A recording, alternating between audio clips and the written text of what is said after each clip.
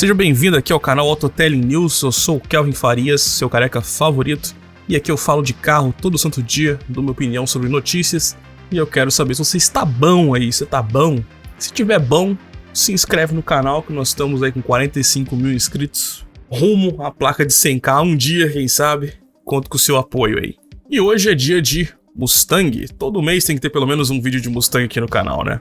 Vamos lá. Se você acompanha o meu trabalho aqui no Autotelling News diariamente, você se lembra que há um tempo atrás eu dizia que a Ford meio que entrou no lugar da Shelby nessa geração nova do Mustang, da geração S650. Por que eu digo isso? Porque eu vi o Mustang Dark Horse como essa versão de base para GT4 homologado para as ruas, eu vi ele como se fosse o antigo Shelby GT 350 da geração S550.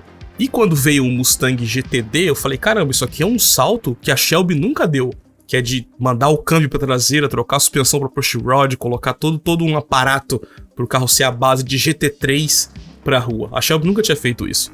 Eu falei, caramba, que margem que sobrou para a Shelby aprimorar o Mustang dessa vez? Aí veio, alguns meses atrás, acho que tem o quê? Tem uns 7 meses, não lembro exatamente quanto, veio o Shelby Super Snake. Eu falei, opa, aqui já tá um indício de que a Shelby foi surrupiada, né? Porque geralmente a Shelby lançava o GT500, depois o GT500 Super Snake, depois o GT350, depois tinha o Shelby 1000, que era de 1000 cavalos. E aí quando veio o Super Snake, ele veio com um limite de 250 unidades, veio com 830 cavalos já. Falei, caramba, então a Shelby já teve que pular para um patamar bem mais alto. Eu falei, beleza, então nessa geração a gente vai ter a gente vai ter o Shelby Super Snake, que ele nem veio com o nome de GT500, e a gente vai ter depois o Shelby 1000 para poder brigar lá com ninguém, né? Porque não tem mais o Challenger, né? De certa forma. E aí ficou esse limbo esquisito da Shelby sem ter muito propósito, sem ser essa questão de ser uma versão mais exclusiva. Eu comentei sobre isso em vários vídeos passados. Ainda por cima, antes da Shelby trazer o Super Snake, a Hennessy anunciou que tava fazendo uma versão do Dark Horse mais potente e tal. Eu falei, caramba, mano, cadê a Shelby nessa geração? A Shelby tá apagada. O que tá acontecendo com a Shelby? E agora eu acho que essa questão da Shelby, o buraco é bem mais embaixo e bem pior do que eu imaginava. Porque foi apresentado semana passada o Shelby GT 350, o modelo novo. Porém, não é a Shelby que fabrica esse carro. Esse carro é um Frankenstein que eu não gostei. Tá vendo só? Vocês reclamam quando eu falo mal dos carros que vocês gostam, agora eu tô reclamando do carro que eu gosto. Olha só, não é porque eu gosto de algo que eu tenho que admirar aquilo como se não existisse nenhum defeito naquela coisa. Por que eu digo que esse Shelby GT 350 é sim, de fato, uma decepção?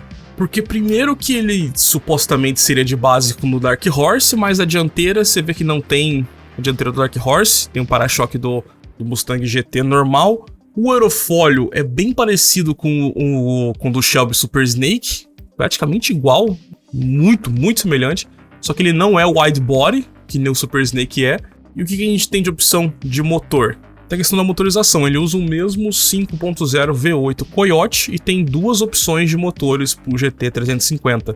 Você pode ter a versão V8 de 480 cavalos, 20 a menos que o Dark Horse, ou então a versão V8 Supercharger do 5.0 V8 Coyote com 810 HP, a mesma spec do Mustang GTD, basicamente. Então não teve uma preparação diferente da Shelby, a preparação diferente da Shelby vem na versão de 830 HP, que é o do Shelby Super Snake, que também está disponível aqui no GT 350, mas na versão R.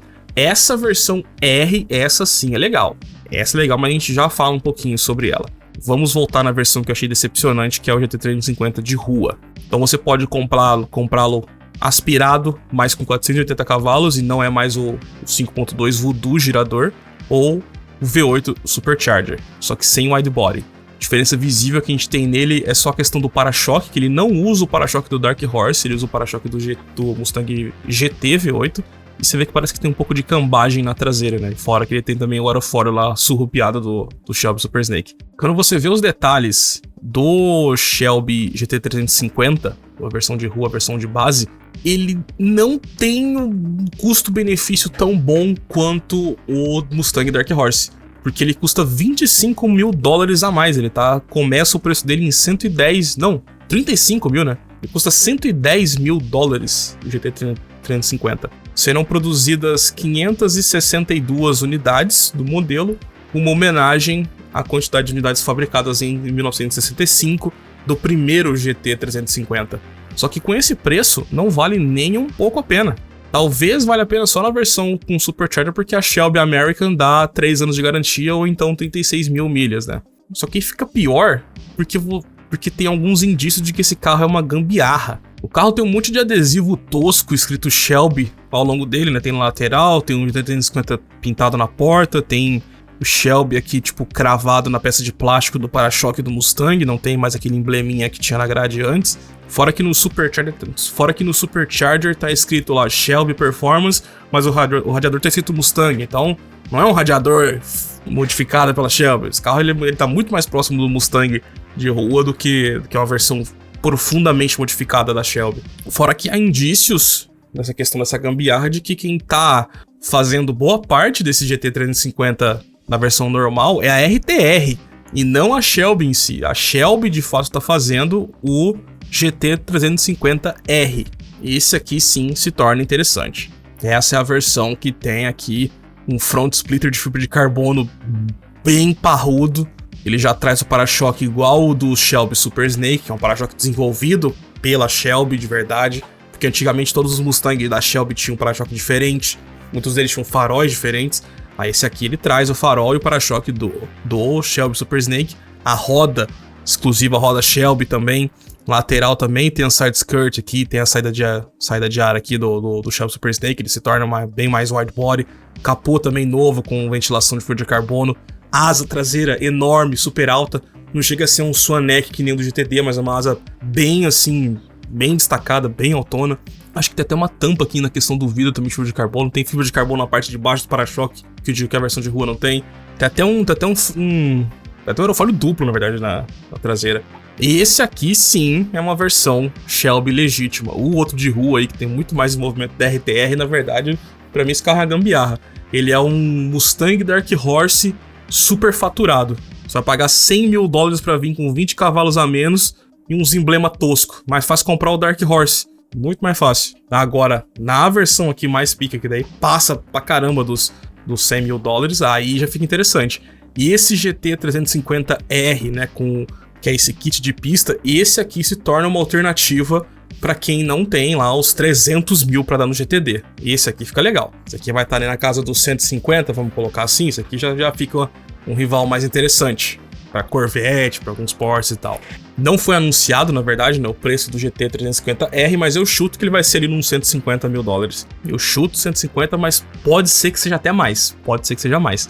Porque como ele tá com a questão do wide body, aqui o farol e para-choque do Shelby Super Snake, e esse daqui também tem o motor do Shelby Super Snake, né, que daí já fica com 830 HP, que vai dar uns 840 cavalos, vamos colocar na linguagem que a gente usa aqui, né? 840 cavalos. E esse aqui, o GT 350R, com uma versão de pista, pode ser que ele seja 150 mil, se a Shelby for humilde, ou pode ser que ele seja até mais caro que o Shelby Super Snake, fique nos 200, por exemplo, e aí seria uma alternativa $100 mil mais barato que o Mustang GTD, mas ainda assim seria super faturado pra caralho. A Shelby tá metendo louco, a Shelby ficou numa posição estranha, onde eles estão metendo louco, estão cobrando muito mais caro do que deveria. Fora que também os S197 Super Snake tinha 850 cavalos. Como que, tantos anos depois, com um motor maior, os caras conseguem ter menos potência? Isso aqui é uma consequência de lei de emissões? Não era pra ser, entendeu? Então a Shelby tá numa posição muito esquisita, uma posição que não tem custo-benefício, uma posição que eles não entregam tanta modificação suficiente para o carro ser tão distinto assim de outros Mustang, e estão cobrando um preço do cacete. Fora que o nome GT 350R, nessa versão aqui Track Toy, usando Supercharger, não faz sentido, ele devia ser uma evolução do 5.2 Voodoo.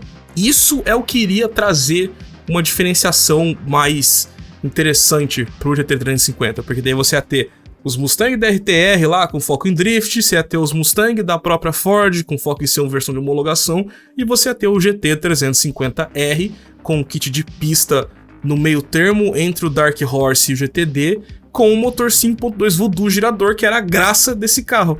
como fã de Mustang, esse GT350 é uma decepção. Essa é a minha opinião. O preço dele não tá justo, não vale a pena. Mesmo se eu fosse multimilionário em dólar, ainda assim eu não compraria, porque não tem sentido.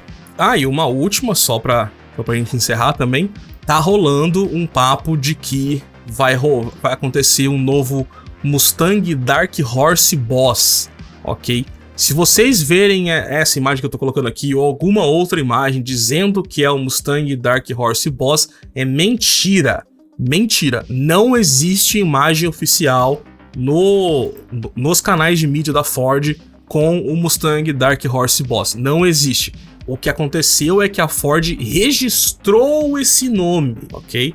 A Ford patenteou o nome Dark Horse Boss, porque antigamente você tinha um Mustang, por exemplo, da geração S197, aquele lindo, né, o Mustang Boss 302, lá nas antigas tinha os Boss 429 e tudo mais, né? Então a Ford registrou o nome Dark Horse Boss, que ninguém sabe o que significa, é tudo especulações, ok? Pode ser que o Dark Horse Boss traga um kit de aerodinâmica igual do GT350R, ou pode ser que o Dark Horse Boss resgate o 5.2 Voodoo. Ninguém sabe ainda, não tem como a gente prever, tem só teorias, né? Mas e a sua opinião? O que você pensa sobre tudo isso? Entendeu os meus pontos? Discorda? Comenta aí embaixo, não esquece de se inscrever, conto aí com o seu apoio. O canal é de graça, então só clica no botão aí e veja meus outros vídeos de Mustang, tem playlist que eu vou deixar aí pra você assistir. Forte abraço e até a próxima. Falou!